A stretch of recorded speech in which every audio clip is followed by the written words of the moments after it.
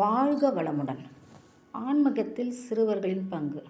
என்னடா இது சிறுவர்களின் பங்குன்னு சொல்கிறாங்களே, பெரியவங்க தானே ஆன்மீகத்தில் பங்கு பெற்றிருக்காங்க. நாயன்மார்கள், ஆழ்வார்கள், வள்ளலார், அருணகிரிநாதர், பாம்பன் சுவாமிகள். இது என்ன சிறுவர்கள் அப்படின்னு உங்களுக்கு யோசிக்க தோணும்.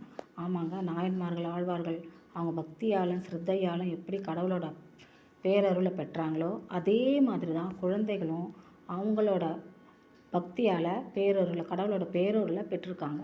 அதில் முதல் வரிசையில் இருக்கிறது துருவன்.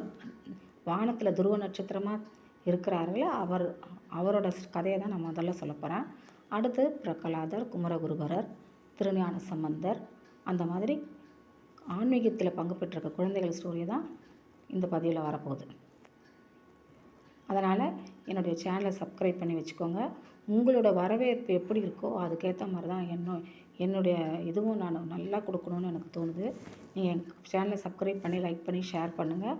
அடுத்த பதிவில் நான் துருவனோட ஸ்டோரியை நான் சொல்கிறேன். இது ஒரு அறிமுக பதிவாக தான் நான் சொல்கிறேன். ஏன்னா ஒரே எபிசோடில் நம்ம எல்லாமே ஷார்ட்ஸில் சொல்ல முடியாது. அதனால் எபிசோடாக ஒரு ஸ்டோரியாக நான் சொல்லலாம் இருக்கேன். கேளுங்க.